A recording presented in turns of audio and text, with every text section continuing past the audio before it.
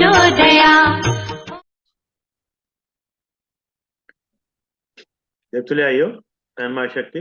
आज स्वाध्याय चिंतन क्रमांक है 644 और आज हमारे बीच में श्री आदरणीय आर्यन पांडे साहब, जो retired additional commissioner state tax है। और आज आपका जो विषय है वो है राजा निमि और नो योगेश्वर संवाद भाग 6। और उसमें विशेष रूप से है परमात्मा का स्वरूप और कर्म योग। इससे पूर्व भी 5 भाग ले चुके हैं। अब ज्यादा समय न लेते हुए आदरणीय पांडे साहब से निवेदन करते हैं कि आज का उद्बोधन जारी करें। आदरणीय पांडे साहब।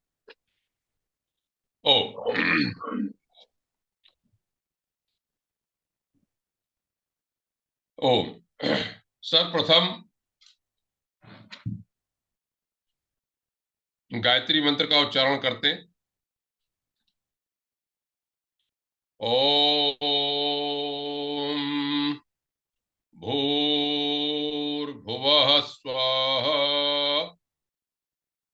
तत्सवितुर्वरेण्यं भर्गो देवस्य धीमहि धियो यो नः प्रचोदयात्। अब मैं 2 वैदिक मंत्रों से प्रार्थना करता हूं। ओम विश्वानि देव सवितर्दुरितानि परासुव यद्भद्रं तन्न आसुव। ओम अग्नि नयसुपधारायि अस्मान् विश्वानि देव वयुनानि विद्वान् यो योध्यस्मज्जुहुराणमेनो भूयिष्ठान्ते नम उक्तिम विधेम। हे सकल जगत के उत्पादक प्रकाश स्वरूप परमात्मन, आप हमारे दुर्व्यसनों को, बुराइयों को, आपत्तियों को दूर करें और जो कल्याणकारी हो वह हमको प्राप्त कराएं। ये सबसे अग्रणी अग्नि स्वरूप परमेश्वर, आप हमारे सारे कर्मों को जानते हैं। आप हमें सन्मार्ग पर ले चलते हुए समृद्धि को प्राप्त कराएं। इस मार्ग में जो भी बाधाएं आए उन्हें आप दूर करें। हम आपको बार बार प्रणाम करते हैं। आज के इस सेशन में सर्वप्रथम मैं श्री अरविंद शर्मा जी का आभार व्यक्त करता हूं। वो मुझे कुछ विचार करने का और आपके समक्ष अपने विचार व्यक्त करने का अवसर देते हैं, जिनके कारण से यह धारा चल रही है जो आज 644 पर आंकड़ा पहुंच गया है, धीरे धीरे के करते करते। इसके साथ ही जो आप श्रेष्ठ श्रोतागण हैं उन सबको मैं अभिनंदन करता हूं, प्रणाम करता हूं। आप लोगों के ही सहयोग से उत्साह बना रहता है और कुछ न कुछ सत्संग के बीच में 1 घंटे के लिए ये ऐसा समय रहता है जो जीवन में पूरी दिनचर्या में बड़ा उपयोगी है। बार बार कहते रहने से हम जितना भी विचार हमारा दिन भर इधर उधर जाए, लेकिन इस समय कुछ न कुछ सही रास्ते पे सोचने का अवसर मिलता है, शास्त्रों के बारे में जानने का अवसर मिलता है और विभिन्न विषयों पर जो भी वक्तव्य होते हैं उन्हें जानने की अवसर मिलता है, हमको मौका मिलता है। चलिए, मैंने एक प्रकरण यह श्रीमद् भागवत पुराण से लिया हुआ है। तो जैसा मेरा मानना है, शास्त्र भी यह कहते हैं कि जिस आप ग्रंथ को उठाते हैं उसके अधिष्ठाता देवता और ऋषि को पहले प्रणाम करना चाहिए। उन्हीं की प्रेरणा से ही विचार आते हैं, वाणी बोलती है और आपके सामने जो कुछ भी शब्द है वो सामने प्रकट होते हैं। तो मैं सबसे प्रथम श्रीमद् भागवत पुराण के अधिष्ठाता देवता श्री कृष्ण को प्रणाम करता हूं। सच्चिदानंद रूपाय विश्वोत्पत्त्यादि हेतवे तापत्रय विनाशाय श्री कृष्णाय वयम नुमाः। इसके साथ ही जैसा कि मैं पिछले वक्तव्यों में आपसे यह निवेदन कर चुका हूं कि यह प्रकरण राजा निमि और 9 योगीश्वरों के बीच का श्रीमद् भागवत पुराण के एकादश स्कंध 11वें स्कंध का है। यह दूसरे अध्याय से 5वें अध्याय तक उसमें लिखा हुआ है। 4 अध्याय का मामला है। इसमें नारद जी वसुदेव जी के प्रश्न करने पर कि उनको मोक्ष कैसे मिले, संसार से आसक्ति उनकी कैसे दूर हो, वह यह प्रकरण सुनाते हैं। तो मैं नारद जी को और नव योगीश्वरों को भी प्रणाम करता हूं। संसार भय मुक्त्यर्थम ब्रह्म भूयाय कल्पनम नव योगीश्वरोभ्यो ही नारदाय नमाम्यहम। संसार के भय की मुक्ति के लिए और ब्रह्म के साक्षात्कार के लिए मैं नारद जी को और नव योगीश्वरों को प्रणाम करता हूं।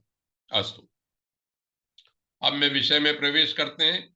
भूमिका के रूप में मैं पुनः जो भूमिका है उसको दोहरा देता हूं। श्री नारद जी कहते हैं कि राजा निमि एक बहुत बड़ा यज्ञ कर रहे थे, सत्र कर रहे थे, लगातार समय, लंबे समय तक चलने वाला यज्ञ का। सत्र का अर्थ यह होता है कि यज्ञ भी होता है, उसमें सत्संग भी होता है। तो उसको जानकर नव योगीश्वर वहां प्रकट हुए। नव योगीश्वरों के बारे में मैं पहले ही निवेदन कर चुका हूं कि ऋषभ के 100 पुत्र थे। उसमें एक भरत थे शुरू के, जिनके आधार पर हमारे देश का नाम जो पहले अजनाभ वर्ष था, 81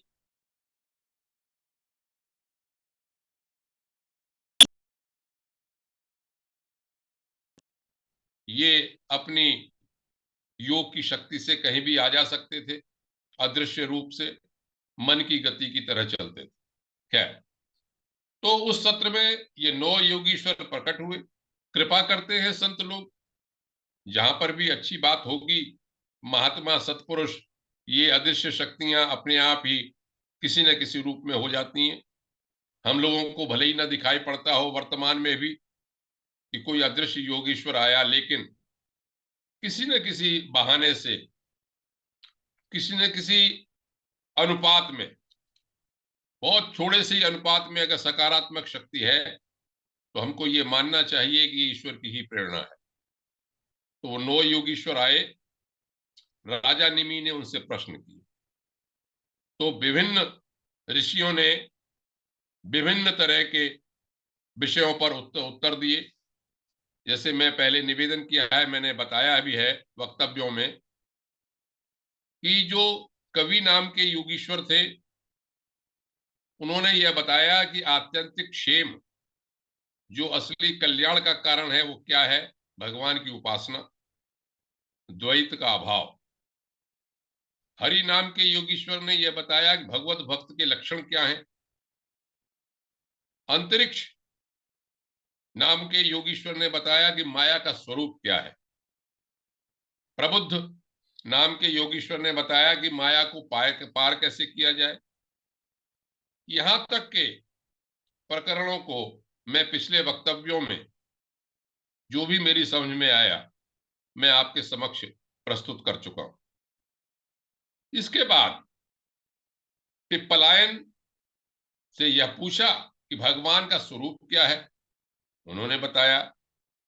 आविर्होत्र से कर्मयोग के बारे में, द्रुमिल से भगवान के अवतारों के बारे में, चमस से भगवान का भजन न करने वालों की क्या गति होती है, और करभाजन से काल भेद के अनुसार भगवान के वर्ण और पूजन की विधि पूछी। और उन्होंने यथा जो भी उनके योग्य, उनको पता था, ज्ञान था, वह उन्होंने राजा निमि को बताई। यह प्रकरण कथानक के रूप में हमको लगते, लेकिन वास्तव में जो ग्रंथकार है, ऋषि है, उसका आशय घुमा फिरा के रोचक दृष्टि से या तरह तरह से शब्दों का प्रयोग करके जो हम लोग साधारण बुद्धि के लोग हैं उनके कल्याण के लिए ही यह बात सामने आती है। और अंत में जाके सुखदेव जी ने परीक्षित से यह कह दिया कि भाई इस प्रकरण को, इस इतिहास को जो सुनता ही नहीं बल्कि धारण करता है, वहां लिखा धारयेत, जो धारण करता है वह इस संसार के चक्र से छूट जाता है और उसे ब्रह्म साक्षात्कार हो जाता है। इसीलिए भी मैंने इस प्रकरण को उठाया। दूसरा यह कारण था कि यह कथानक के रूप में है। तीसरा कारण यह भी था कि मैं ये देखता हूं कि जो भी अच्छी बातें या जो भी परमात्मा के संबंध में बात लिखी है वो घुमा फिरा के, चाहे वो वेद हो चाहे वो उपनिषद हो, वेदों में जरा कठिन भाषा में है, संक्षेप में है, कोड वर्ण में है, उपनिषदों में थोड़ा सा और सरल किया, पुराणों में और सरल किया, और बाद के ग्रंथों में उसे बार बार, श्रीमद् भगवत गीता में तो आपको हर चीज ही मिल जाएगी।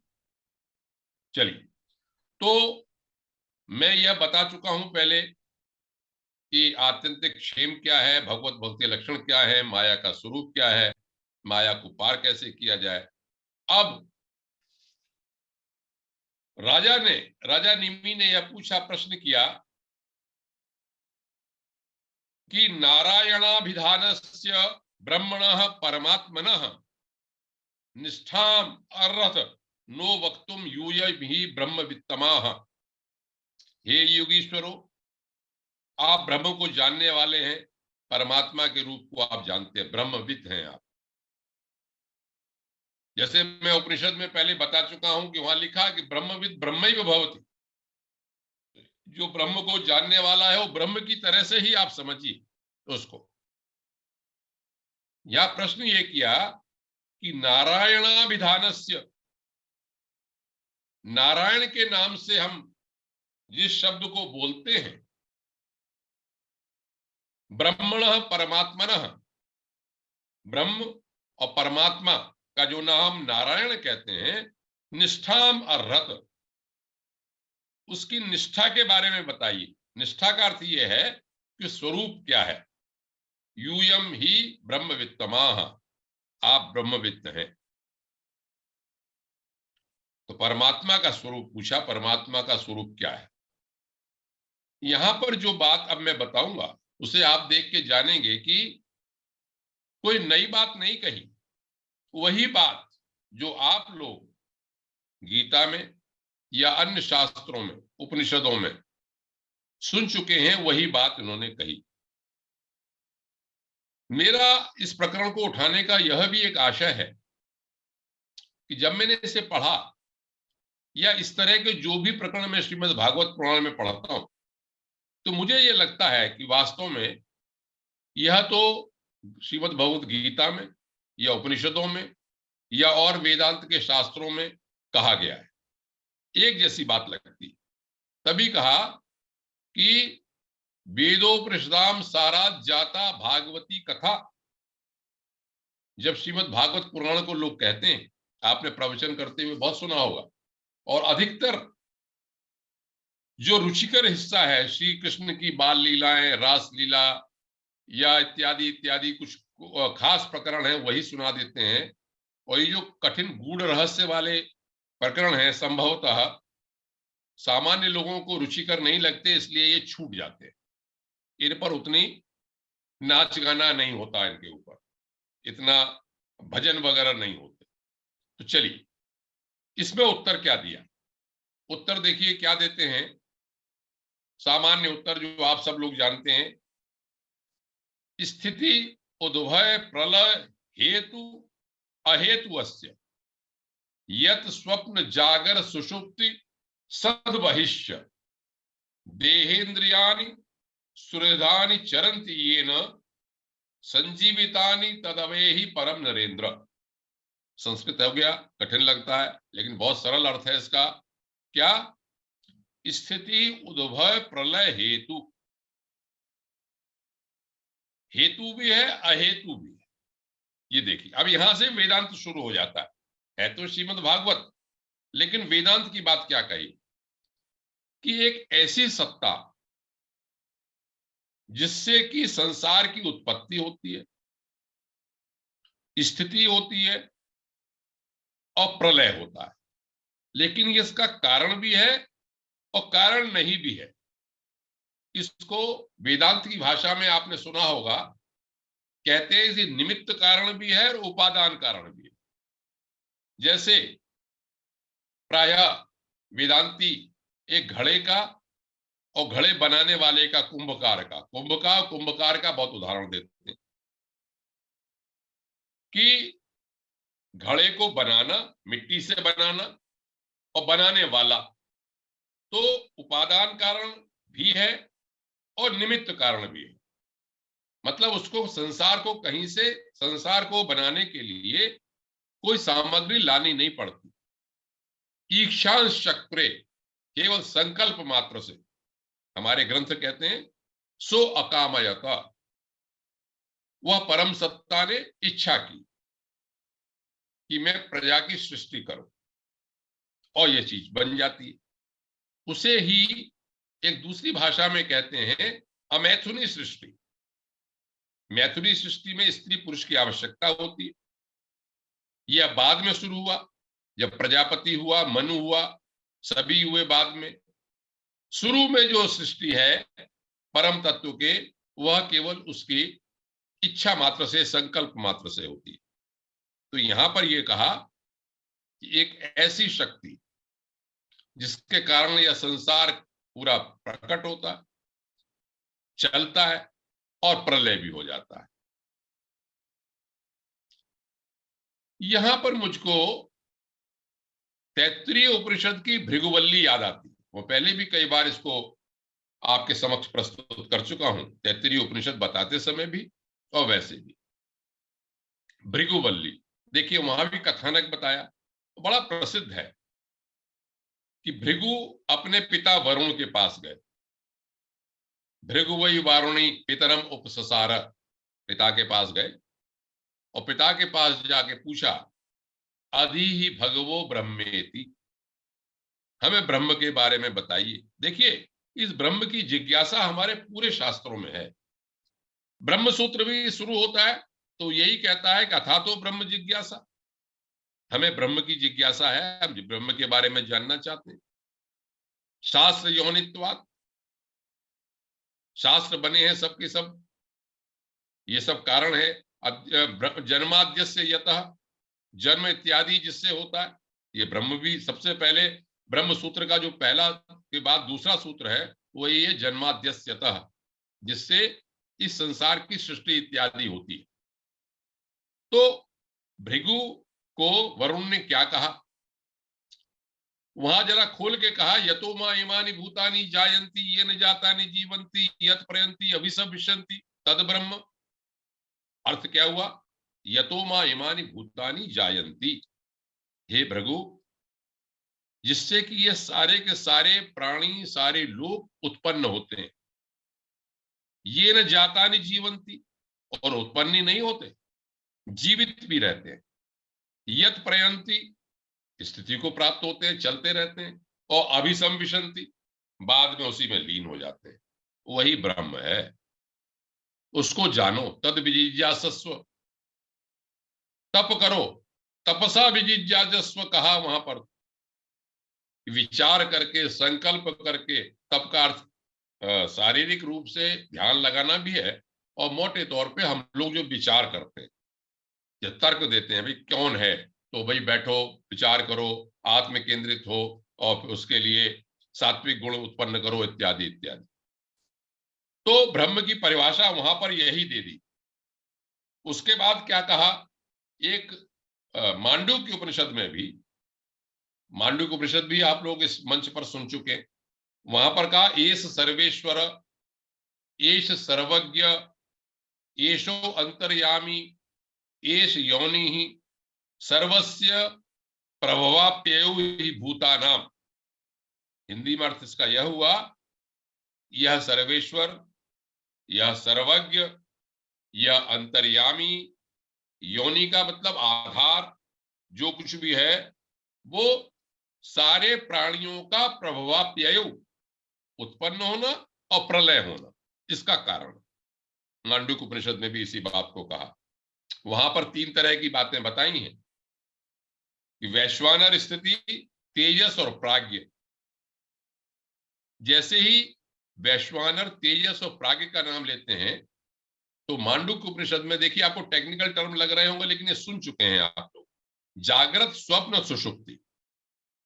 जब जागृत होता है तो वहां पर उसका नाम वैश्वानर दे दिया, स्वप्न में उसका नाम तेजस दे दिया और सुषुप्ति में उसका नाम प्राज्ञ दे दिया। तो यहां पर पहली पंक्ति में जैसे ही उन्होंने यह कहा कि भाई हे राजन, उस सत्ता, वह सत्ता जिसके कारण से कि यह सृष्टि होती है, स्थिति होती है, चलता है, स्थित रहता है और प्रलय होती है, उसके बाद तुरंत ही दूसरी बात उन्होंने कह दी, यत स्वप्न जागर सुषुप्तिषु सद्बहिष्य। जो स्वप्न में, जागृति अवस्था में और सुषुप्ति में, जब गाढ़ी नींद जिसको हम कहते हैं, जब हमको स्वप्न भी नहीं होते, उसमें है सद, जिसकी स्थिति रहती है, अंदर भी है और बाहर भी। यत स्वप्न जागर सुषुप्ति सुसद बहिष्य, वह बनने वाला भी है, स्वयं ही बनता है और बनाने वाला भी है। उपनिषदों में मैं बता चुका हूं, उन्होंने कहा कि सुकृत है, उसने अपने को ही प्रकट कर दिया। तो बनने वाला भी है और बनाने वाला भी है और कारण रहित भी है। अपने आप कारण नहीं है, कारण रहित है। इनसे हेतु भी है और अहेतु भी है। यहां पर एक शब्द दिया हेतु माने कारण और दूसरा शब्द ये हुआ अहेतु। कमाल के हमारे यहाँ हम शास्त्रों में इसका विवरण करते हैं कि ये सत्ता बनाती भी है, कारण है भी और नहीं भी कारण, दोनों ही बात। इससे रहता भी है और अलग भी रहता है। गीता में भी यही बात कही गई है जगह जगह पर। स्वप्न जागृत सुषुप्ति अवस्थाओं में उसकी सत्ता रहती है, उसके अतिरिक्त रहता भी है, लेकिन एक रस भी रहता है। समाधि में बिल्कुल एक रस, एकदम। और यही नहीं, उसकी सत्ता से शरीर, इंद्रिय, प्राण और अंतःकरण अपने अपने काम करने में समर्थ होते हैं।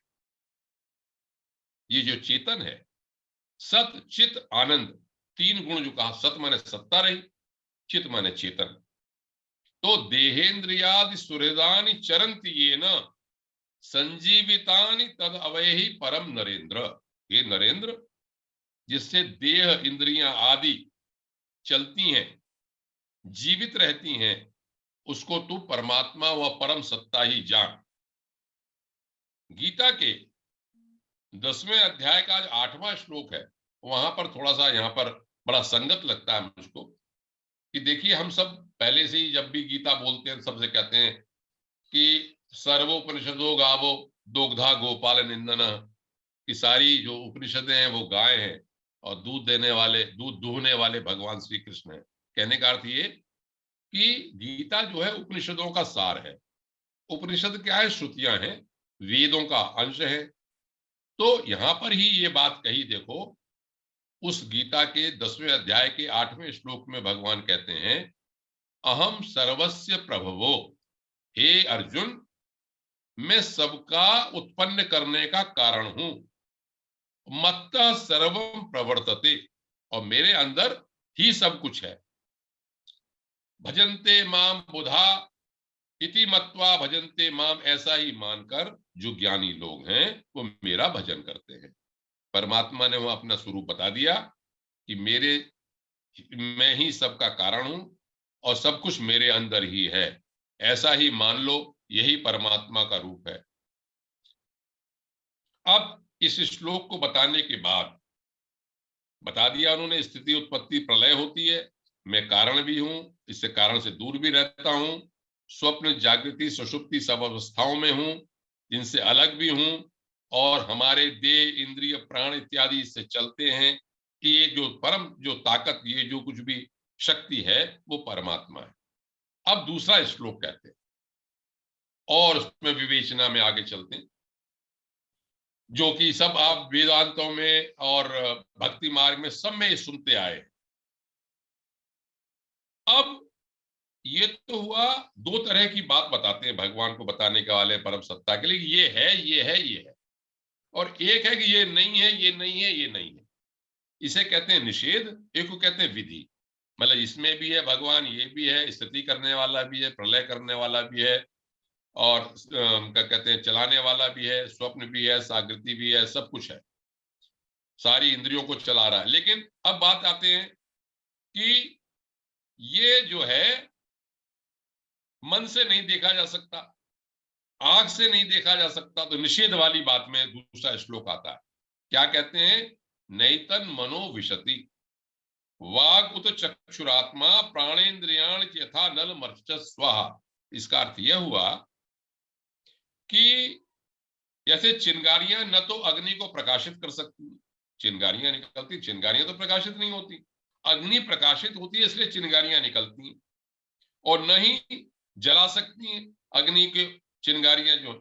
तो उस परम तत्व में जो भी नारायण है उसमें मन की गति नहीं, वाणी की गति नहीं है, नेत्र उसे देख नहीं सकते, बुद्धि सोच नहीं सकती, इंद्रियां उसके पास तक फटक नहीं सकती। तो नेति नेति इत्यादि, नेति नेति माने नहीं है या नहीं है, श्रुतियों के शब्द भी जो है उसके रूप का वर्णन नहीं करते। उसको बोध कराने वाले जितने भी साधन है बताने वाले, उनका निषेध करके तात्पर्य रूप से अपना मूल निषेध का मूल लगा देते हैं। मतलब क्या हुआ इसका कि ये चीज नहीं है, ये चीज नहीं है, ये चीज नहीं है। तो आखिर हम किसी का मना तो कर रहे हैं ना, कुछ तो है जिसके बारे में कह रहे हैं कि इसमें नहीं है, इसमें नहीं है। ऐसी ही बात केनोपनिषद में भी कही। केन का मतलब यह है किसके द्वारा, केन का उपनिषद का अर्थ ही इसीलिए हुआ, केन माने किसके द्वारा। वहां प्रश्न पूछा किसके द्वारा चलता है, किसके द्वारा देखा जाता है, किसके द्वारा ये सब हम बोलते हैं। तो वहां पर कहा कि ये न वा पश्यति, ये न वा शृणोति, ऐतरेय उपनिषद में है, या केन में मैंने कह दिया, ऐतरेय उपनिषद में कहा। वहां पर कहा कि जिसके द्वारा हम देखते हैं, जिसके द्वारा हम सुनते हैं, जिसके द्वारा हमारी घ्राण शक्ति सूंघती है, हमारी वाणी में बोल रहा हूं जिसकी शक्ति से बोलता हूं, या स्वाद हम जिसके कारण चखते हैं, वही जो है शक्ति हमारी परमात्मा की शक्ति है। ये हृदय, ये मन, ये भी ऐतरेय उपनिषद में लिखा, ये भी सब उसी की शक्ति के द्वारा है। एक जगह मुंडक उपनिषद में ये कहा, मैं बार बार तरह तरह के श्लोक या उपनिषद केवल इसलिए बताता हूं कि एक ही बात को कहना है, उसी को लेके आगे बढ़ना है, तो ये लगे कि भाई जगह जगह क्या कहा गया। कि वहां पर ये कहा कि छोटे छोटे कण, अणुभ्यो यस्म लोका निहिता लोकिनश्च, जिसमें छोटे छोटे कण, अणु से लेके लोक तक, बड़े बड़े संसार के ब्रह्मांड की जितनी भी दुनिया है, लोक परलोक सब इसमें निहित हैं, वो एक अक्षर ब्रह्म, वह अक्षर ब्रह्म है। यह मुंडक उपनिषद में कहा। इसी तरह से जब विश्व रूप दर्शन करते हैं ना, 11वें अध्याय में आपने देखा होगा, गीता में भगवान ने अपना रूप दिखाया, तो वहां देखा पश्यामि देवास तव देव देह। अर्जुन तो देख के रह गया, उसने स्तुति की, हे भगवान मैं तो आपके लोक में जितने भी प्राणी हैं, जितने भी लोक हैं, उन सबको मैं देख रहा हूं। उसने वहां पर देखा उस बात और कहा, उपनिषद ये भी कहते हैं कि यदादित्य गतम तेज, जो सूर्य के अंदर तेज है जिससे ये संसार पूरा प्रकाशित होता है, वह सब कुछ भी उसी परमात्मा के कारण ही है। तो चंद्रमा में जो है, अग्नि में जो है, वो गीता में कहा वो तेज अर्जुन मेरा ही मान।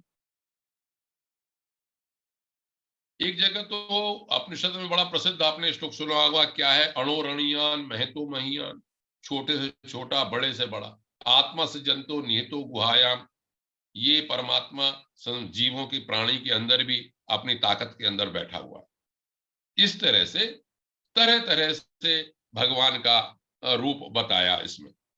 आगे ये कहते हैं कि जब निषिद्ध की बात आई तो ये कहा एक जगह कि न तत्र चक्षुर गच्छति, चक्षु की, ये उपनिषदों की बात बता रहा हूं मैं, केन उपनिषद की बात बता रहा हूं, कि वहां पर चक्षु भी नहीं जाते, वहां पर वाणी नहीं जाती, मन नहीं जाती, और हम किसी दूसरे से ही सुनते हैं कि भाई देखो, अगर उसको हर कोई जान नहीं सकता, तो वो एक ऐसी नेति नेति वाली कि ये नहीं है, ये नहीं है, ये नहीं है, ऐसे कह के हम उस जगह को बताते हैं, तो वो परमात्मा की शक्ति है। विधि भी है और निषेध भी है। यह है भी, सब चीजें उसके कारण से हैं, लेकिन कोई कहे केवल यही है, तो ऐसा भी नहीं है। शास्त्र कहते हैं इसे दोनों तरह से बता सकते हैं, न निषेध सिद्धि। लेकिन निषेध करते समय ये कहते हैं कि आखिर हम निषेध तो किसी चीज का कर रहे हैं, तो निषेध जिसका कर रहे हैं आखिर वो तो परमात्मा है ही कहीं ना कहीं। अब इतने बताने के बाद अब सृष्टि के ऊपर आते हैं, जो चीजें हमें प्रकाशित हैं। तो तीसरा श्लोक जो इसमें राजा निमि को पिपलायन ऋषि ने ये कहा, उन्होंने क्या कहा, अब आए सत्व रज तम के ऊपर। गीता के 13वें 14वें 15वें अध्याय में सत्व रज तम की बात है। तो ये कहते हैं पिपलायन इसमें कि हे राजन, जब सृष्टि नहीं थी तब वो केवल एक था। स ईशान सक्रिय सो कामयता, उपनिषद कहते हैं कि उसने इच्छा की कि मैं सृष्टि की रचना करूं। तो सत्व रज तम, प्रकृति को कहते हैं सत्व रजतम साम्यावस्था प्रकृति। जब सत्व रज तम की साम्यावस्था होती है तो प्रकृति हो जाती है। जब उनमें विक्षोभ होता है तो सृष्टि होने लगती है। तो यहां पर ये कहा कि सत्व रज तम तीनों का प्रकृति के नाम से भी वो परमात्मा की शक्ति है। जब उसमें ज्ञान प्रधान होता है तो उसे महत्वत्व कहते हैं। जब क्रिया प्रधान होती है तो उसको सूत्रात्मा कहते हैं। और जब जीव की उपाधि रहती होती है तो अहम, जब अपने का उसे अस्तित्व का बोध होने लगता है तो वो अहम के रूप में, अहंकार के रूप में जीव की उपाधि अहंकार हो जाती है। सो यही गीता में भी कही बात, गीता में 14वें अध्याय में यही बात कही उन्होंने कि ये जो सत्व रज तम है तीनों गुण, हे कृष्ण, ये प्रकृति से बनते हैं और यही बंधन का कारण होते हैं,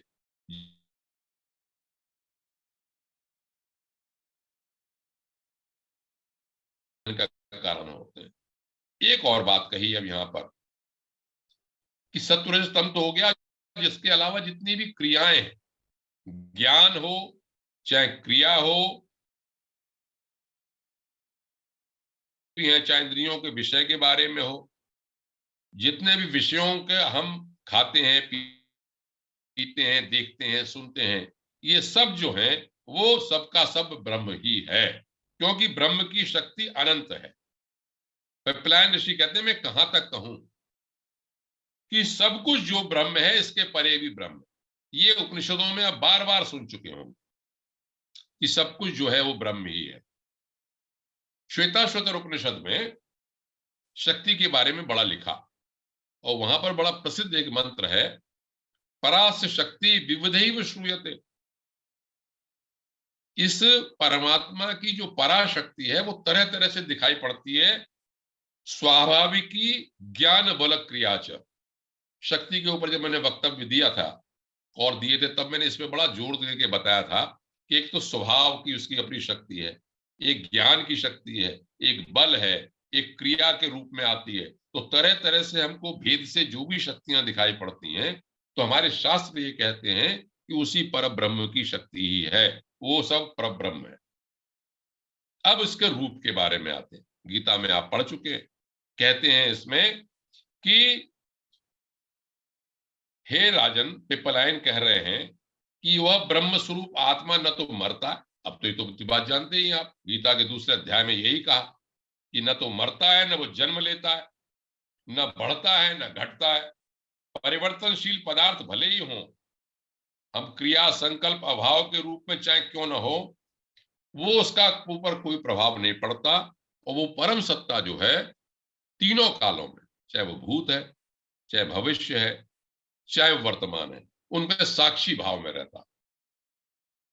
बड़ा प्रसिद्ध श्लोक द्वा सुपर्णा सयुजा सखाया, बोलते हैं कि एक पेड़ है, उस पर दो पक्षी एक ही तरह के बैठे हैं, केवल फर्क उनमें यह है कि एक तो उस फल का भोग करता है और जब भोग करता है, चखता है, तो उसके परिणाम को भी भोगता है, और दूसरा बिल्कुल साक्षी भाव से बैठा रहता है।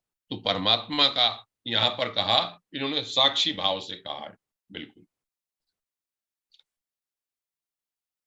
ये जो बात कही, ये गीता में तो बहुत स्पष्ट रूप से आप पढ़ चुके हैं, न जायते न म्रियते वा कदाचिन नायम भूत्वा भविता न भूया। दूसरा अध्याय पूरा इसी के ऊपर ही है कि न वो पैदा होता है, न वो मरता है, न कभी हुआ न होगा। हे अर्जुन, अजो नित्य शाश्वतो यम पुराण। यह अज है, पैदा नहीं होता, नित्य है, शाश्वत है, बहुत प्राचीन काल से चला आया है। पुराण का मतलब होता है कि पहले भी था और नया भी हो जाता है। पुरा नवेति, पुराना होते हुए भी नवीन रहता है। न हन्यते हन्य माने शरीर, इस शरीर के नष्ट हो जाने पर भी वो नष्ट नहीं होता। ये आत्मा का स्वरूप बताया। ये आप सब तरह से प्रकारांतर से श्रीमद् भगवद गीता में तरह तरह से शुरू से सुन चुके हैं इस बात को। इतनी बात कहने के बाद फिर पलायन इसको आगे बढ़ाते हैं, और आगे क्या बढ़ाते हैं, ये कहते हैं कि ये देश काल से अविच्छिन्न है।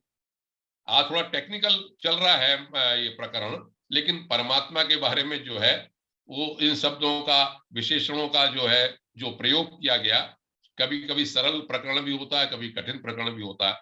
तो ब्रह्म का मामला है, पिप्पलायनी जो कहा वही मैं बता रहा हूं उन्हीं शब्दों में, और उन्हीं शब्दों का मैं प्रयोग कर रहा हूं। तो अपरिच्छिन्न है, अविनाशी है, उपलब्धि का विषय नहीं है, केवल ज्ञान स्वरूप है। वो तो उपलब्धि स्वरूप केवल ज्ञान है। जैसे प्राण तो एक ही रहता है, और जब स्थान भेद हो जाते हैं उसको जगह जगह हो जाता है। प्राण अपान व्यान समान उदान, और भी नाग भेद कृकल और धनंजय कूर्म इत्यादि 10 प्राण करके हो जाते हैं, तो स्थान भेद से। तो वो कहते हैं कि जैसे प्राण चेतना एक है, अलग अलग जगह अलग अलग दिखाई पड़ती है, उसी तरह से ये परमात्म शक्ति है। और हम जो इंद्रियों के संयोग होता है तो उससे अलग अलग तरह की कल्पना लोग करने लगते। अब यहां पर सृष्टि के लिए थोड़ा सा और आगे बढ़ते हैं। आगे बढ़ने में क्या कहते हैं, एक अगले श्लोक में इन्होंने तरह तरह के प्राणियों की बात बताई, तरह तरह की श्रेणियों की। कैसे, मैं हिंदी में ही बोलता हूं, संस्कृत को कम करता हूं अब, कि जगत में 4 प्रकार के प्राणी हैं। उसमें जैसे अंडज, ये आप जानते ही हैं, अंडज माने जो अंडे से पैदा हुए, मनुष्य, और धरती को फोड़ के निकलने वाले वनस्पति, फिर पसीने से उत्पन्न होने वाले, पता नहीं खटमल पसीने से उत्पन्न होता है, लेकिन शास्त्रों में तो यही लिखा है कि ये गंदगी जो होती है, जैसे भी होती है, सब चीज कीड़े मकोड़े पैदा हो जाते हैं। तो ये भी अलग अलग होते हुए भी इनमें प्राण शक्ति है, तो वो परमात्मा के रूप में ही है। और ये कहा कि सुषुप्ति अवस्था में जब इंद्रियां निश्चेष्ट हो जाती हैं, अहम तत्व समाप्त हो जाता है, ये जो हमारा लिंग शरीर जो दिखाई पड़ता है ये भी नहीं होता, तो भी जब हम सो के उठते हैं तो हम कहते हैं अरे बड़े सुख से सोया। ये उदाहरण बहुत देते हैं, शास्त्रों में बड़ा उदाहरण है इसका, स्वप्न से आगे गाढ़ी नींद का। और गाढ़ी नींद में जब होश ही नहीं रहता हमको, तो भी हम उठते हैं, तो आखिर हम कहाँ चले जाते हैं। अपनी रिचार्ज हो जाती है बैटरी हमारी, कि हम चेतना में प्राप्त हो जाते हैं। तो वो शास्त्र ये कहते हैं कि हम अपनी जो परम सत्ता है, अपनी चेतना है, हमारा जो चार्जर है, उससे हम मिल जाते हैं हमारी बैटरी, और हम फिर दोबारा से चार्ज हो जाते हैं। तो वही परम सत्ता भगवान है। तो अब इतना कहने के उपरांत अंतिम श्लोक में आते हैं, जिससे मैं कर्मयोग में भी आज प्रवेश करूं। कर्मयोग भी आप सुन चुके हैं, लेकिन चूंकि प्रकरण है तो इसलिए बोलना तो है ही इसको। तो परमात्मा के इतने रूप को बताने के उपरांत, कि जितना भी हमारी सृष्टि है, जो पैदा करता है, रहता है, प्रलय का कारण जो है, स्वप्न जागृति सुषुप्ति में जो है प्राण है, फिर वो कहा नहीं जा सकता, वो मरता नहीं है, इत्यादि इत्यादि शक्ति की सब बात करके, पर ब्रह्म की बात करके उन्होंने कहा कि ये परमात्मा है। अब परमात्मा के लिए एक श्लोक पिप्पलायन ने और कह दिया, अंत कर दिया उन्होंने ये कह के कि हे राजन, जब इन चरण कमलों को, भगवान को, ब्रह्म को जानने की आपकी तीव्र इच्छा हो जाती है, जिसे कहते हैं मुमुक्षा, या जानने की इच्छा, और भक्ति वाले कहते हैं हमारी भक्ति की इच्छा जब जागृत होती है उनके चरण कमलों के प्रति, भगवान के, तो जो भक्ति है, यह जो हमारी उत्कट इच्छा है, पिप्पलायन कहते हैं उस उत्कट इच्छा को, जैसे आप मिलना चाहते हैं, परमात्मा को खोजना चाहते हैं, भक्ति में आप परमात्मा से मिलना चाहते हैं, तो यहाँ पर पिपलायन ये बड़ी महत्वपूर्ण बात कहते हैं कि वो जो इच्छा, जैसे अग्नि सब चीजों को जला देती है, ऐसे ही वो भक्ति, वो आपके चित्त के मल को, मैल को, बुरी बातों को समाप्त कर। यहां पर मुझे लगता है कि पहले हम ये पढ़ते आए कि भाई हम पहले मन ठीक करें, सब हम यम नियम इत्यादि करें, अहिंसा सत्य अस्तेय सब इत्यादि करें, तब आगे बढ़ें। लेकिन यहां पर ये कहते हैं कि नहीं भाई, उत्कट इच्छा होनी चाहिए भक्ति मार्ग में, आपको बस भगवान से मुझे मिलना ही है, या ब्रह्म का साक्षात्कार करना ही है, मुझे उपासना में लग जाए। तो ये भी कहते हैं कि जब आप इस मार्ग में आगे बढ़ेंगे तो आपके चित्त का मैल समाप्त हो जाएगा। तो मैं व्यावहारिक रूप से इन शास्त्रों को छोड़ के जब मैं संसार में अपने अपने जीवन में जैसे सोचता हूं, तो ये लगता है कि दोनों चीजें एक दूसरे से संबंधित हैं।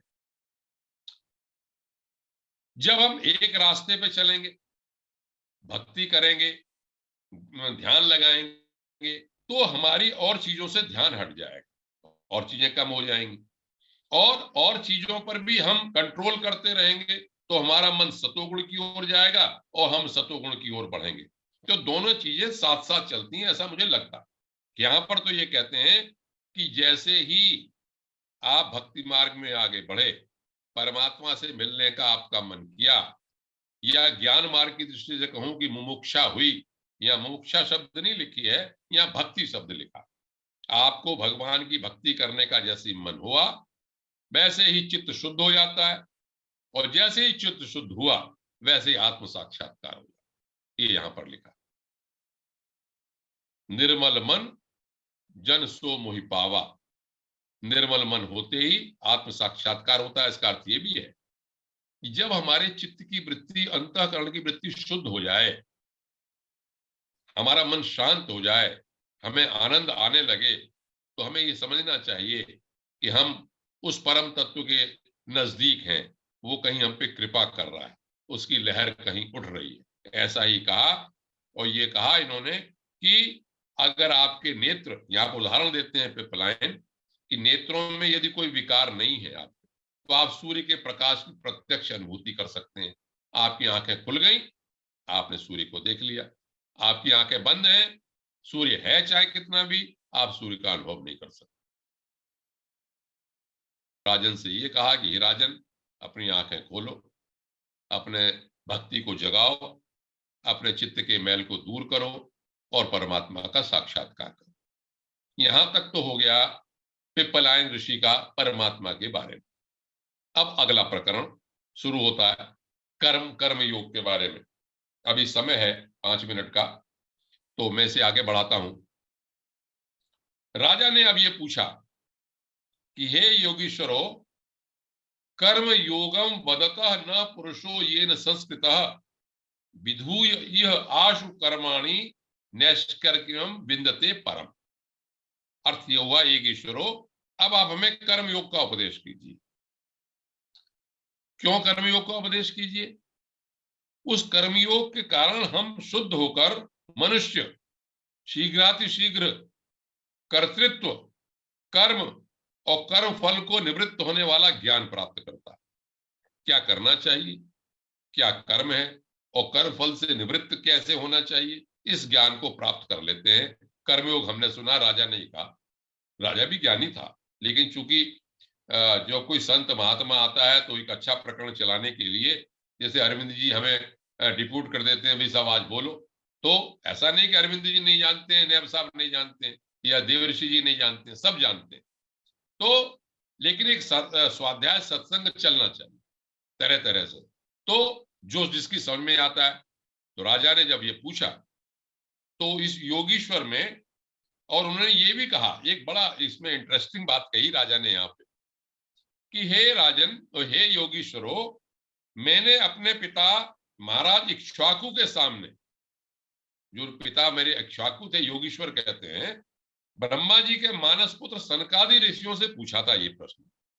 सनक, सनंदन, सनत कुमार, जो उनके 4 मानस पुत्र हैं ब्रह्मा के, तो इन्होंने कहा मैंने अपने पिता के सामने, छोटे ही रहे होंगे तब नेमी, और मैंने ये प्रश्न पूछा था, और उन्होंने कहा कि सनक सनंदन सनत कुमार तो सर्वज्ञ है, ये सर्वज्ञ होते हुए उन्होंने उत्तर नहीं दिया था मेरी इस बात का।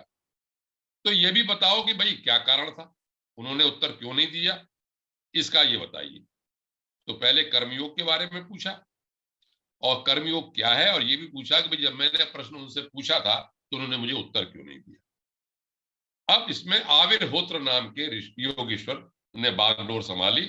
आविर्होत्र नाम के योगीश्वर ने कहा कि अब मैं बताता हूं इसको बात को क्या है।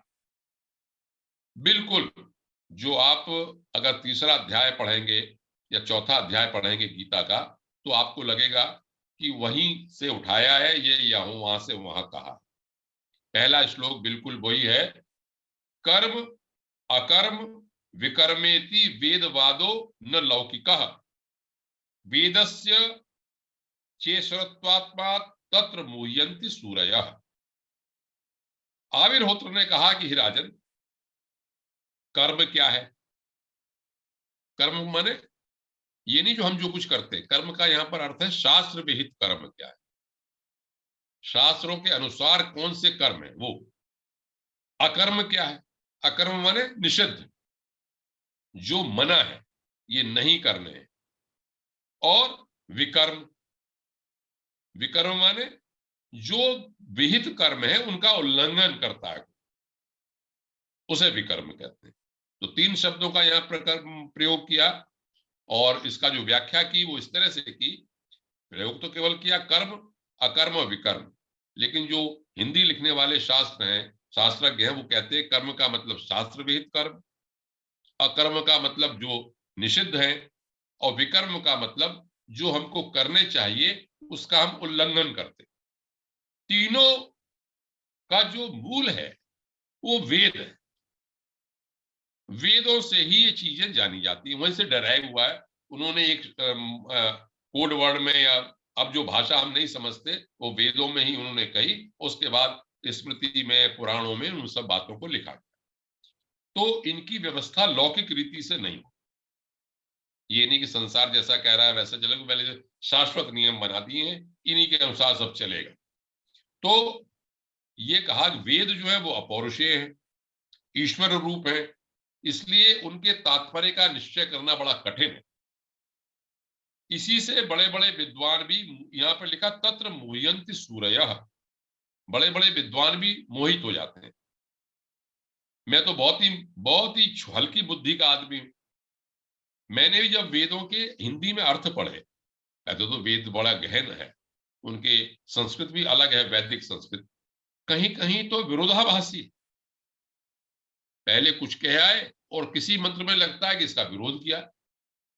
जब इसकी व्याख्या पढ़ो तो विद्वान लोग कहते हैं कि अगर कहीं विरोध है तो दोनों बातें सही। ये कहा कि सत से पैदा हुआ असत, और कहीं का असत से सत पैदा हुआ, तो वहां पर कई अर्थ होता है सत माने सत्ता, और कहीं माने अर्थ होता है सत माने अव्यक्त, असत माने व्यक्त। तो प्रकारांतर में उनके ऋचाओं का अर्थ बड़ा गहन है। तो आविर्होत्र ऋषि यहां पर ये कहते हैं कि भाई ये जो वेदों का अर्थ है ये सामान्य बुद्धि से ग्रहण नहीं होता, जो तपस्या करते हैं और बहुत विद्वान हैं, जानने वाले हैं, वही इस बात को सही तरीके से बता सकते हैं। तो उन्होंने कहा भाई हमको तो ऐसा लगता है कि राजन उस समय आप छोटे थे, बचपन देखते हुए आप पिता के सामने उनसे पूछ रहे थे, तो सनकादि ऋषियों ने ये कहा कि तुम अभी अधिकारी नहीं हो, इसलिए तुम्हारे प्रश्न का उत्तर नहीं दिया। मैं इस बात को ऐसे समझता हूं जैसे प्राइमरी में पढ़ने वाला बच्चा पीएचडी की या एमएससी की कोई बात पूछता हो। हम लोगों में आपने देखा होगा, अब मैं अपने वक्तव्य को समाप्त करने की ओर हूं, हम भी सोचते हैं, प्रायः कोई भी हमारे यहाँ इतना खुला हुआ है इस पे विचार विमर्श, कोई भी आदमी ब्रह्म के बारे में, आत्मा अनात्मा के बारे में प्रश्न करने लगता है, कोई भी, और इस तरह के तर्क देता है कि आप मेरे जैसा आदमी भी चुप हो जाता है। वे भगवान कहाँ है? आप कहते हो कण कण में। अरे कहाँ, ये कण हमने तोड़ दिया, मट्टी तोड़ दी, खिलौना तोड़ दिया, तो भगवान कहाँ? कहाँ भगवान है इसमें? मूर्ति हमने तोड़ दी, मूर्ति में कहाँ भगवान है? आप कहते हो कण कण में भगवान। ब्रह्म कहाँ है? आत्मा कहाँ है? आत्मा क्या है? परमात्मा क्या है? तो सब ऐसे शब्द बनाए हुए। तो जब इस तरह के तर्क देता है कोई, तो आप हमको बताओ, मान लो एक व्यक्ति को ये कहने लगे कि उपनिषदों के बारे में बताओ, उपनिषदों में क्या लिखा, तो नेचुरली ये लगता है कि योग्यता भी बड़ी आवश्यक है। शब्दों को साधारण बातों में तो हिंदी में आपने बता दिया, लेकिन उस तक पहुंचने के लिए आपके अंदर की गहराई क्या है? तो इसीलिए यहां पर उन्होंने ये कहा, इशारा दिया आविर्होत्र ने, कि सनक सनंदन सनत कुमार तो मानस पुत्र हैं। वो आपने कर्मयोग की ऐसी कर्म की बात कह दी जो वेद विहित होना चाहिए, जिसे ज्ञान हो शास्त्रों का, तो इसलिए उस समय नहीं बताया था। तो यहां पर जब राजा निमि ने पूछा, तो उसके बारे में आगे प्रकरण शुरू किया है, कर्म अकर्म विकर्म के बारे में। ये लगभग वैसा ही है जैसा कि हम गीता में पढ़ते आए हैं। अगले वक्तव्य में मैं इसके ऊपर जितना इसमें लिखा है उस पर विचार जो भी है वो आपके सामने रखूंगा। देखिए, मैं फिर कहता हूं, मैंने फिर बात परमात्मा की बात भी बताई, माया की बात भी बताई, माया से पार जाने की बात बताई, भगवत भक्त बताए, भगवत भक्त के लक्षण बताए, इस प्रकरण के आधार पर, चूंकि मुझे वक्तव्य देना है। और फिर मैंने तरह तरह के ग्रंथों के नाम भी किए, उल्लेख भी किए कि ये वहां भी कहा गया है, वहां भी कहा गया है। केवल इसका मकसद, मैं ये समझता हूं शास्त्रों का यह है कि बार बार उसी बात का चिंतन कीजिए, उसी रूप का चिंतन कीजिए। हो सकता है पता नहीं कौन से धक्के से दरवाजा खुल जाए, कौन से, जैसे अरविंद जी कहते हैं ना, कौन से धक्के से आपका प्रेशर बढ़ा, बार बार आप खटखटा रहे हैं, कौन से जगह से आपको दरवाजा खुल जाए, रास्ता मिल जाए, हमारा उद्धार हो जाए। तो मैं आप लोगों का, अरविंद जी का बहुत धन्यवाद देता हूं, और अपने ऊपर धैर्य से ये सोचता हूं कि बार बार मुझे पढ़ने का मौका मिले, आप लोगों के साथ मिले। हो सकता है कहीं ना कहीं उद्धार हो जाए, और कम से कम 1 घंटा तो ये हम अच्छा विचार करते ही हैं, ये भी हमारा सौभाग्य है। ये कह के मैं आज के वक्तव्य को समाप्त करता हूँ। बहुत बहुत धन्यवाद, आभार आपको। धन्यवाद आदरणीय आनंद पांडे साहब। आज आपने राजा नेमी और नौ योगेश्वर संवाद भाग 6 लिया, विशेष रूप से परमात्मा का स्वरूप और कर्म योग। अब मैं सभी लोगों को अनम्यूट कर देता हूँ, फिर बाद में अंत में 2 शब्द हमारे आदरणीय देवी साहब बोलेंगे। ये मैंने सभी लोगों को अनम्यूट कर दिया। अब आप अपना प्रश्न पूछ सकते हैं कोई भी।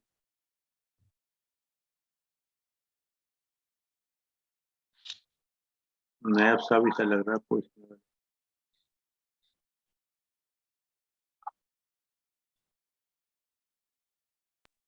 जैसे पांडे ने शुरू में खुद ही कह दिया कि आज तकनीकी मामला चल रहा है, इसलिए सबके फेसेस बड़े ब्लैंक है।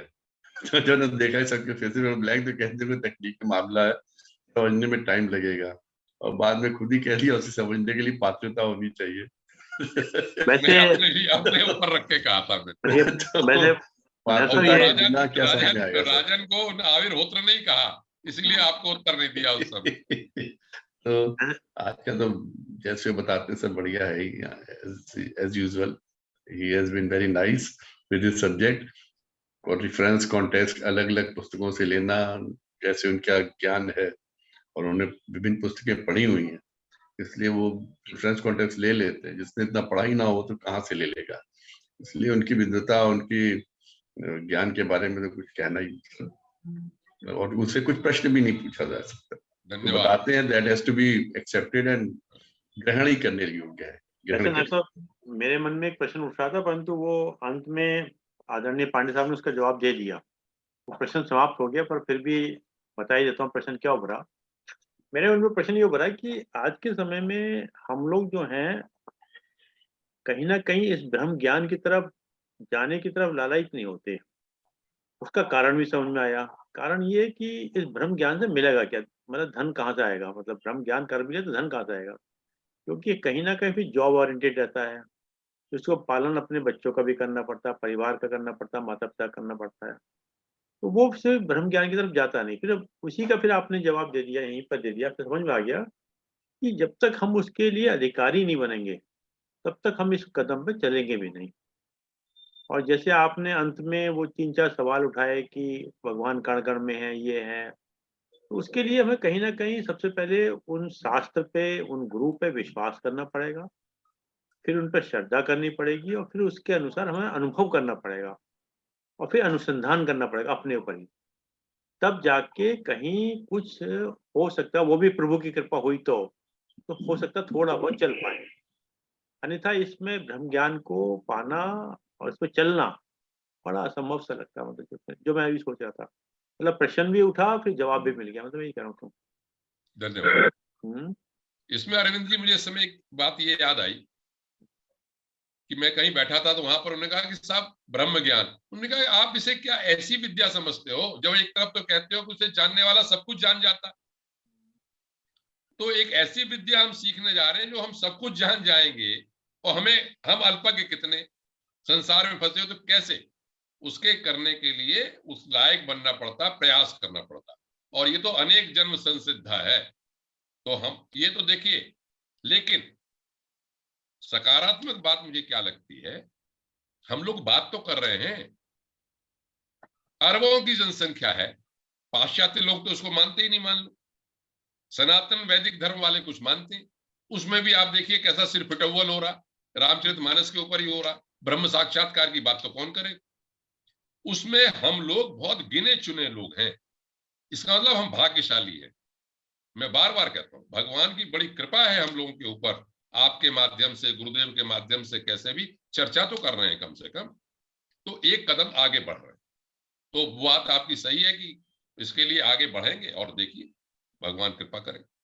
और ये भी बिल्कुल सही है कि मैं डॉक्टर बनना चाहता हूँ तो मुझे बायोलॉजी का ज्ञान होना चाहिए ना। मैं चार्टर्ड अकाउंटेंट बनना चाहता हूँ, मुझे अकाउंटिंग का ज्ञान होना चाहिए ना। अब मुझे अकाउंटिंग का ज्ञान है नहीं, वो चार्टर्ड अकाउंटेंट कैसे बन जाऊँगा? बायोलॉजी मैंने पढ़ी नहीं, सब मुझे डॉक्टर बना तो कैसे बन जाऊँगा? क्यों? बिल्कुल। हुँ, फिर इसमें और कोई प्रश्न किसी का? वरना एक प्रश्न और उभर रहा है तो वो फिर पूछ लूँगा, नहीं तो फिर तो परीक्षा आप बोलेंगे। अरे अवश्य, आपकी बात सत्संग होता है ना इस समय तो। नहीं, नहीं। एक आपने अवतार का ज़िक्र किया, हाँ, तो इसमें अवतार हमारे कितने हुए? फिर आप कहोगे 10 अवतार हुए। तो ये नहीं नहीं, कृष्ण और ये राम भी तो हमारे अवतार ही में होंगे ना, या नहीं? ये अवतार। मैं बताऊंगा अवतार के बारे में, और एक जगह यहाँ पर ही कह दूं एक बात, हुँ, शास्त्र के अनुसार ही बताऊंगा मैं, हुँ, कितने अवतार हुए, जगह जगह कितने अलग अलग वर्णन है, 12, 24, ये सब एक जगह लिखा है अरविंद जी, उसी प्रकरण में बताऊंगा, भागवत का इस समय मुझे सामने नहीं है, हुँ, असंख्य अवतार हुए, हुँ, अनेकों, मतलब क्या, छोटा बड़ा अंश लेके उसमें लिखा कि अनगिनत अवतार हुए, मुख्य अवतार में बता, ये लिखा उस जगह, वो गिनती नहीं है।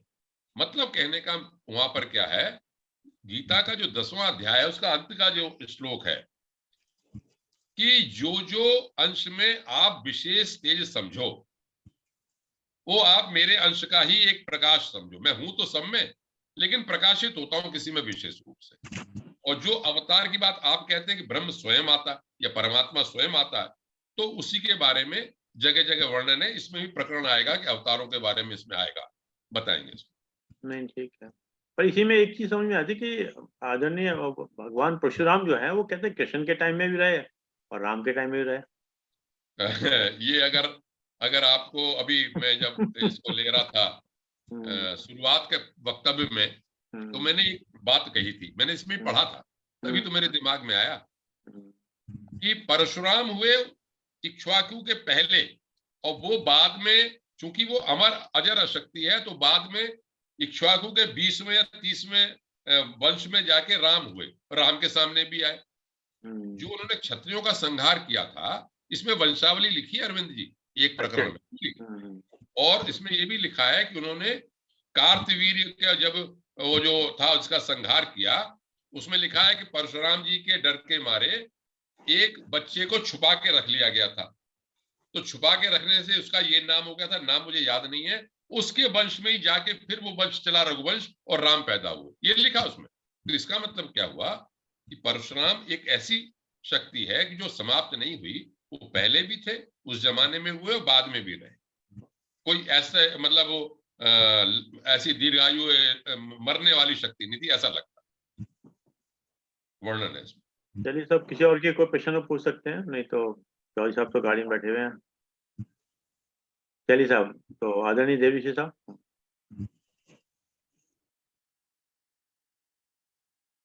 आवाज साउंड बंद है साहब।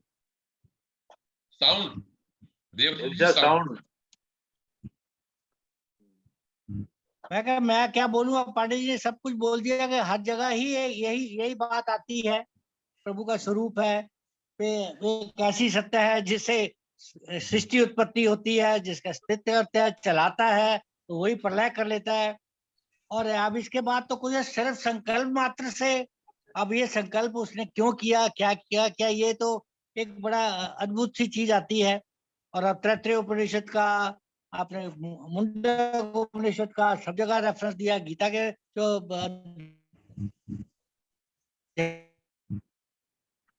का सब कुछ दिखता हूँ, मैं भी नहीं हूँ, सब कुछ मैं ही हूँ। और एक सबसे एक बड़ी बात है जो स्वरूप कहते हैं भी, ना मैं जन्म लेता हूँ ना मरता हूँ। एक आपने जो बात कही वो मन में आई है, आप कहते परमात्मा साक्षी है, लेकिन गीता में भी ये बोला है कि आप कर्म करते रहो, आप कर्म भी मैं ही करता हूँ, आप साक्षी बन के रहो। ये आप जरा बताइए कि आत्मा साक्षी है या परमात्मा साक्षी है? ये एक बड़ा टेक्निकल सब्जेक्ट है। सभी कहते हैं हम तो साक्षी हैं, कर्म मैं नहीं कर रहा, कर्म हमसे करवा रहा है। और प्रभु भी कहता है सब कर्म मैं ही करवा, कर्म भी मैं करवाता हूँ, सोच भी मैं करवाता हूँ, अंदर भी मैं हूँ, बाहर भी मैं हूँ, ऊपर भी मैं हूँ, सब कुछ मैं ही हूँ। तो मैं आत्मा साक्षी है या परमात्मा साक्षी है? या क्योंकि आपने ये वर्ड कहा, परमात्मा कह रहा है मैं साक्षी हूँ। हाँ बिल्कुल ठीक कहा देवश्री जी। प्रकारांतर से इसको ऐसा कहा जाता है कि साक्षी भाव में रहने में हमको पुण्य और अपुण्य का फल नहीं मिलता। जहां पर कर्म की बात आती है ना, तो गीता ये कहती है कि यदि आप तटस्थ भाव में हैं, आप उसमें लिप्त नहीं हो रहे हैं, पद्म पत्रम इमाम्बसा है, उसमें रहते हुए ऊपर आप जैसे कमल के पत्ते की बात कहते हैं, या न तो द्वेष करता है, अबे मुझे श्लोक याद आ रहा है, उभौ दुष्कृतम जहाती है उभय सुकृत दुष्कृते। तू क्या कर रहा है? सुकृत और दुष्कृत के दोनों को जो छोड़ देता है, ठंड में क्यों बैठा वहां पर है अपने को साक्षी भाव। लेकिन जो परम तत्व की बात कही, देखिए उसे तरह तरह से कहते हैं। ये भी कहा कि वो निमित्त कारण है, उपादान कारण है, और उससे भी अलग है।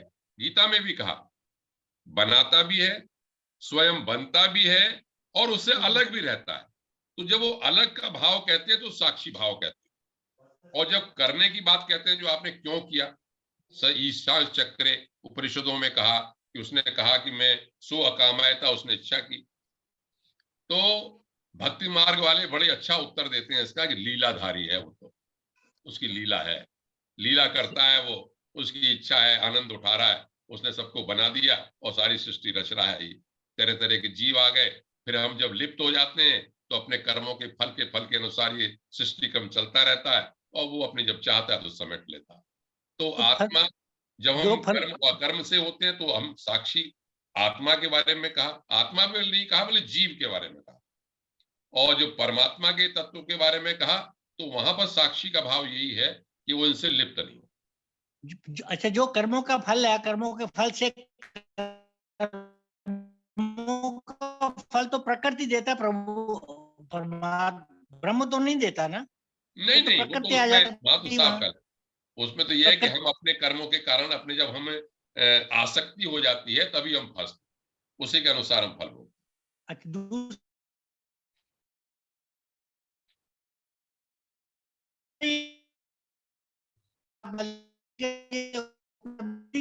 जानने का इसको सिर्फ जाना जा सकता है पांडे जी। जी, ब्रह्म को प्राप्त नहीं किया जा सकता, इसको सिर्फ जाना जा सकता है बस। अब देखिए शास्त्र तरह तरह से कहता है, ये कहता है कि नायम आत्मा प्रवचन ने लभ्यो न मेधया न बहुना श्रुते न, यह आत्मा प्रवचन करने से, बहुत सुनने से नहीं होता। यमे वैश वृणुते तेन लभ्य, जिसका ये वर्ण कर लेता है उसी को प्राप्त होता है। तो ये भी कहते हैं आत्मा, और ये भी कहते हैं कि सत्य ने लभ्य तपसा ये आत्मा सम्यक ज्ञानेन ब्रह्मचर्य नित्यम। मैं अब मुंडक उपनिषद बोल रहा हूं। तो सत्य के द्वारा, तपस्या के द्वारा, सम्यक ज्ञान के द्वारा जाना जा सकता। तो जाना ही जा सकता, प्राप्त नहीं किया जा सकता। जाना जा सकता, प्राप्त नहीं किया जा सकता। और वो अब तो ब्रह्म के बारे में तो कहते हैं, जो आप जब उसी का रूप है तो ब्रह्मविद ब्रह्मैव भवति, ब्रह्म को जानने वाला ब्रह्म ही हो नहीं, जाता लेकिन है। ये आप सब कुछ जान ये जाते हैं। आपने भी लेकिन आपने भी इस प्रवचन में क्लियर कहा, ये उपलब्धि का, ये प्राप्त करने का साधन नहीं है, ये सब जानने का है। आप तो इस बारे में कई बार कह चुके हैं, जो मैं समझता हूँ। अब ये तो शास्त्रों की बात तो होगी, जो मेरी बुद्धि आती है जहां पर इस समय जो मैं सोच रहा हूं, अपने को जानना। जब हम मेरा जिस समय आप खुद सोचते होंगे, थोड़ा बहुत मन अंतःकरण निर्मल होता है तो बड़ा अच्छा लगता है। मैं बार बार कहता हूं, आप जैसा, आप तो फिर भी ज्ञानी हैं, मैं तो बिल्कुल सांसारिक आदमी हूं, संसार में रहता हूं। लेकिन एक दो क्षण के लिए जैसे आपके पास बैठा हूं, इस समय मुझे बड़ा अच्छा लगा, तो मैं अपने स्वरूप में आया। और वो ही मेरे ख्याल से जब एक रस्ता लोग लंबे समय तक इसको प्राप्त कर लेते होंगे तो आनंद में रहते होंगे। बिल्कुल। तो प्राप्त करना कुछ चीज नहीं है, अपने स्वरूप को जानना ही, अपने में स्थित हो जाना ही कहते हैं। बिल्कुल सही है। इसी बात को तरह तरह से कहते हैं, जगह जगह। एक और बड़ी इंटरेस्टिंग जो बात कही है, वो पहले क्या था, वो जैसे कहा भाई, जब भक्त की इच्छा इतनी प्रबल हो जाती है तो उसका चित्त निर्मल हो जाता है। ये और दूसरी बात ये कही है कि यम नियम करके अपने चित्त को निर्मल करो, तब भक्ति में जाओ। अब पहले क्या, ये करने से होगा या ये करने से वो होगा? ये मेरी अपनी व्याख्या थी। वहां पर तो ये लिखा, अच्छा, आप पिपलायन ने ये लिखा, वहां पर जो राजा को कहा, वहां कहा कि जब भक्ति की उत्कट इच्छा होती है भगवान के चरण कमलों में आपकी, तो चित्त निर्मल हो जाता है, चित्त हम निर्मल लोग हो क्या जाता होता है यहाँ पर इस प्लेटफॉर्म पे जब हम वेदांत बोलते हैं तो ज्ञान की बात करते हैं।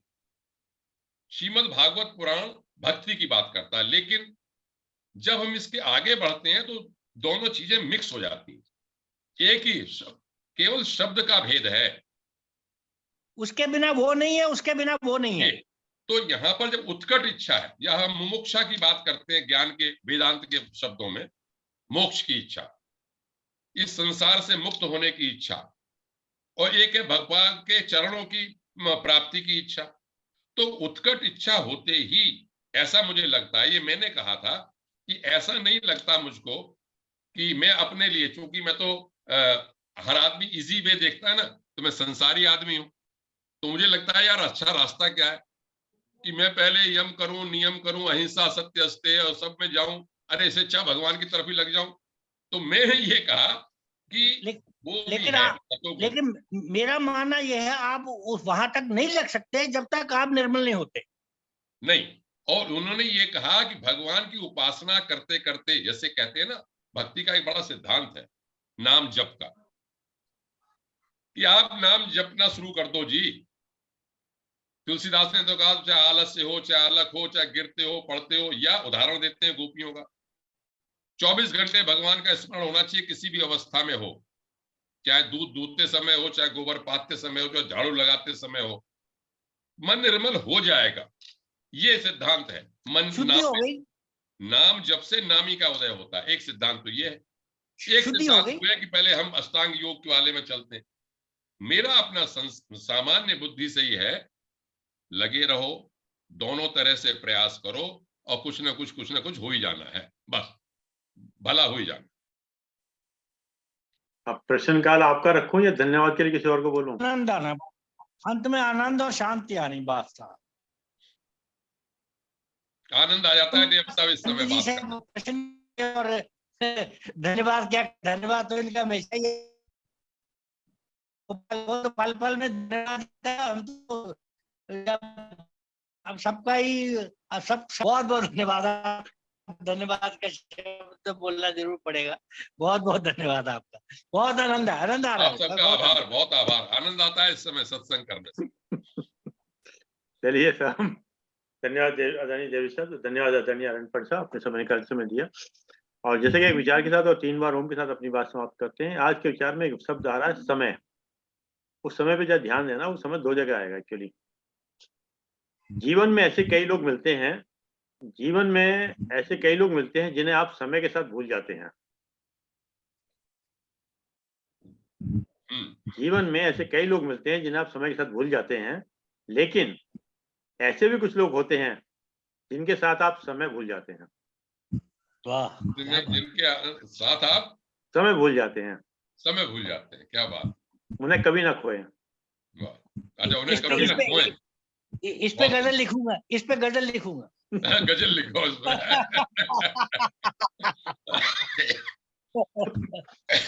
शेर तो जरूर लिखूंगा, गजल लिखूं, शेर तो जरूर लिखूंगा। बहुत अच्छा। चलिएगा।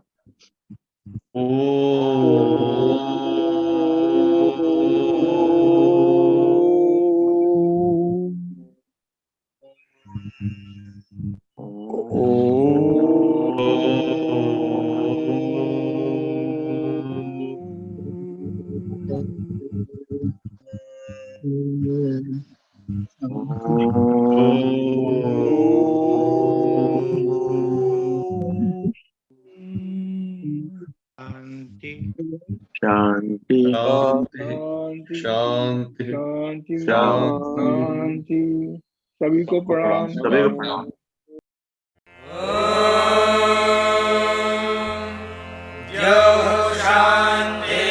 शान्तिरन्तरिक्षं शान्तिः पृथिवी शान्तिरापः शान्तिरोषधयः